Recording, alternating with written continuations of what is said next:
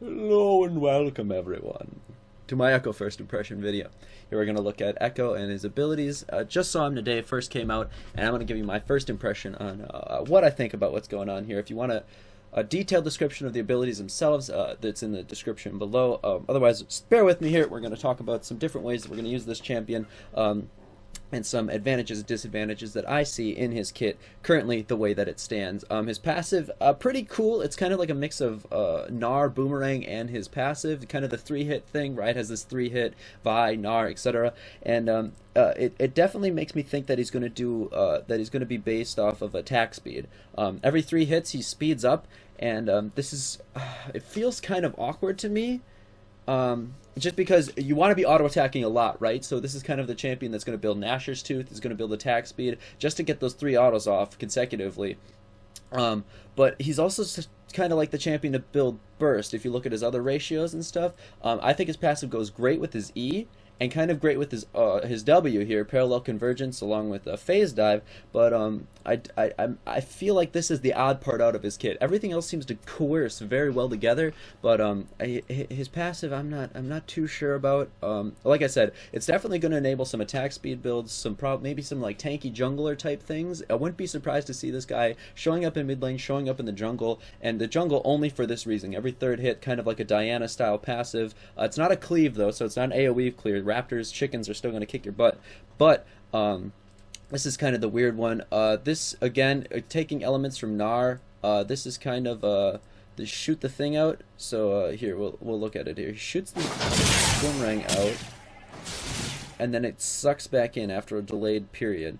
So this is pretty cool. This is going to be generally like in mid lane. This is definitely what you're going to max first. It's a good poke tool, I think.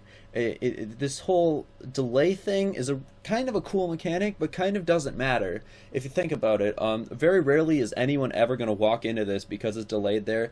What it does do, however, it creates another zoning tool. This, in combination with his W, creates a really powerful fields of control on the field, and that I think is something he's going to be strong with.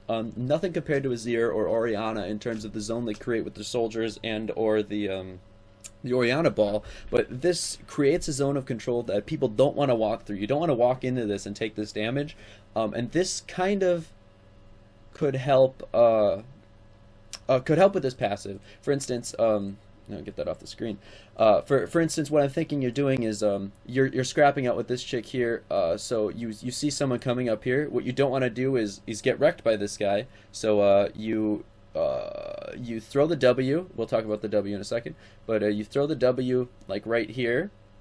You keep hitting this guy, and then you throw the Q up here to further zone this guy out of the fight. Maybe you throw it through Vi, so she takes the damage as well, but the damage doesn't scale insanely. If you look at Surrender at 20, you'll see the ratios. Again, description in the below. But another thing, if this does damage on the way out and the way back, you could do like a triple threat, where if someone's chasing you, you throw it out. Here, I'll do my hands.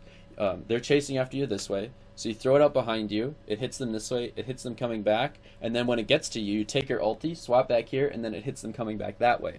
This is one way that you could get triple damage. However, I don't know how much damage. If it's like Boomerang, but Gnar, it's not going to hit the damage on the way back. It doesn't really matter. This is cool. Throws out a zone of control.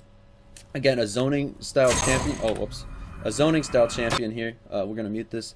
So you get this field. It's kind of like a Victor gravity field right here, but if you walk into it, it pops it. Watch this. He's going to step into it, pop, boom, right there. And that's what's really interesting. There's 2 interesting parts of that. That part and the animation. All spells, I think, need animation. Tibbers is one of the ones that irritates me. I hate that spell. No animation to it. Really frustrating. This spell has an animation, but it's not... it doesn't constrict the player in what he does, which is really interesting. Because he creates a clone of himself. If you see when he's casting, he creates a clone of himself that does the animation. So enemies still know that this is going to be set up here. They still see the zone of control, but they don't. But Ekko himself isn't forced to sit there and cast the spell, which is really, really neat. I like this. I like this part of it. Also, in combination with his E, this is going to set up really, really threatening zones. At any point, once this thing is up, if anybody's in there, He can just dash in there, stun everyone. In AoE, this is easily a 5-man stun if they walk into it. Very good disengage tool, and that's really what I see this champion being. He's like a mid lane version of Janna, or a Nami rather, a re-engage style champion. In combination with his ulti, he can jump back in here. So here's a couple situations I see. You throw this field down while you're running away. People start walking into it, and they're like, oh, okay, we don't want to chase anymore because we're slowed. So they start to get away. Takes his ultimate, jumps back in, stuns everyone, throws out his Q to AoE slow everyone, dashes to someone, autos them a couple times, and boom. Pops that passive, gets that massive cleave damage. His passive here is that he deals bonus damage to low health targets. So kind of like a Fizz style, more damage the lower you are, assassin type thing. So this could help really good in combination with the 3-hit auto in terms of finishing someone off. So this re-engage style I see happening, as well as just setting up zones of control. Think about it. A Vi jumps in on him. Vi engages onto him, but while Vi's engaging onto him, he throws his parallel convergence right here behind him. Can you see? Yeah, you can. Okay, right here behind him. And then, as Vi engages, Vi's bruling over here, he jumps back in here, stuns everyone in the backline that can no longer go and pressure Vi, autos these guys a couple times, and then if he wants to, takes his ultimate back out to safety. A very, very versatile mobile champ, and I really like this cohesion. Again, the passive, the only thing that doesn't really make sense. The E is pretty cool. It's a dash into a jump. So it's Graves dash with Katarina's Shunpo tied to the end of it here. Watch, she's gonna boop. And the next attack, she dashes to him. Good range. The real beauty of this is that the dash is long enough to get over walls, so you can get over Dragon Pit, Baron Pit, stuff like that, and that really increases his mobility. Not only can he really threaten like a Baron play. For instance, he throws out this W, he throws out this field. He throws out this field in the Baron Pit while they're doing Baron, hops over the wall, pops the pit, and then jumps onto the carry, jumps onto the backline. Now that is just insane pressure you can put out with this champion, and that's just with these two abilities. The Q, again, good for some zoning on top of this, but not the same. This E is really, I think, what makes his passive okay. That he can dash 2 champions and then dash out. The ulti, I really don't like that it does a damage. My dream ulti for him is that well, first of all, the animation is really cool. If you watch the ghost follow him 4 seconds behind, really cool. My dream ulti for him is that it's on an ammo system, kind of like Teemo Shrooms. Doesn't deal any damage, but the goal then is you go in, do some damage, and then just jump back out. Or you're getting chased, you jump back in with your ultimate, do some more damage, kite around and stuff like that. Then maybe like a 10-12 second cooldown.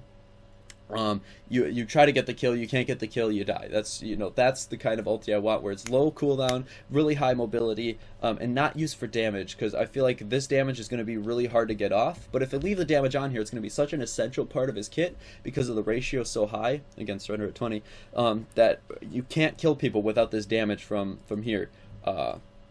That being said, I see attack speed builds being the way to go here. Popping this, slowing your enemy, getting the move speed boost. I think he's going to deal a ton of damage just with the auto attacks. Again, with his low health to basic bonus damage to low health targets, I really think attack speed is going to be the way to go here. The ulti damage is just too hard to land. It seems too inconsistent to actually get off. The heal is kind of cool, but again, if you're ulting to heal, it's really not the dream right there. If you're ulting to heal yourself, because you're going to be ulting back into a fight where you are. You can ult out and kind of heal yourself after a bad trade or something like that, but you're not getting the damage from your ulti off then, and that seems, just the ratio on it seems like a loss, or it seems like that's not going to be enough to win the game. So really what I see is a re-engaged champ, like I'm going to reiterate here, a re-engaged champ, a really good setting up zone controls, really good at pressuring turrets with the attack speed builds. The 3 damage probably doesn't proc on turrets, but that's not going to matter. A lot of damage just coming off from the auto attack. So when you're pressuring turrets, you put down the parallel convergence, you do the phase dive, pop the thing. Really just, you don't even have to. You can just threaten that zone. And just by threatening that zone of control, you're really going to be a threat when it comes to taking turrets and doing a bunch of other things like that. The only problem I really see is that his mana costs are a little bit high for laning phase.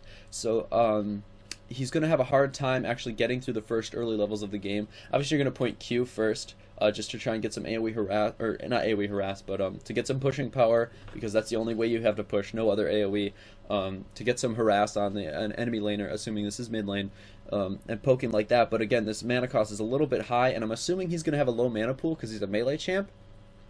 But again, that shouldn't be a problem if most of your damage is coming from this E dash and your passive. You kind of think of it like a fizz. You catch the guy out of position, hit him with the E dive, or maybe throw up a parallel convergence first, and then hit him with a phase dive, and just keep proccing those passive on the autos, kind of like an AD fizz, damage dealing like that. I can also see a potential kind of tank build here, where you use your ulti to get back out after you go tanky. So you go in, do some damage, get a bit of CC off, because you're such a CC bot. This AoE CC is just so threatening.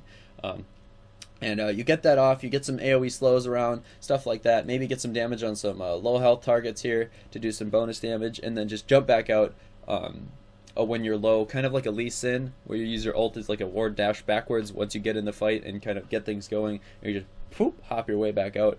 However, I feel like his base stats are going to be too low, and his scaling is not going to be that well. It's probably going to be a fun like ARAM build though. Hey, but yeah, I don't see this tank build happening too much, but it is a possibility. So attack speed jungler, AP / attack speed mid, kind of like an Azir, but a melee version that's mobile with a lot more CC. Yeah. Or just like a straight mage, where you just try to one-shot people with your time winder and your chrono burst. Is that what's called? Chrono burst? Chrono break. And just trying to pop people that way, not really focusing on the auto attacks, only kind of using him as a utility, maybe to set up for a gank or something like that.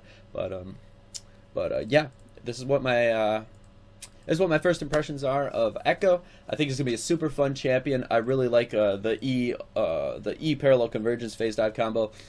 And that's going to be a ton of fun, setting up zones, setting up dashes like this, surprising people from coming from behind really strange angles and stuff like that, using that to get over walls and start ganking lanes. Really fun champion overall, I think. Can't wait to play him, can't wait to try him out. If you are excited too, let me know, because I like making these videos, and I like it when people like me making these videos. Anyway, until next time, have a great day.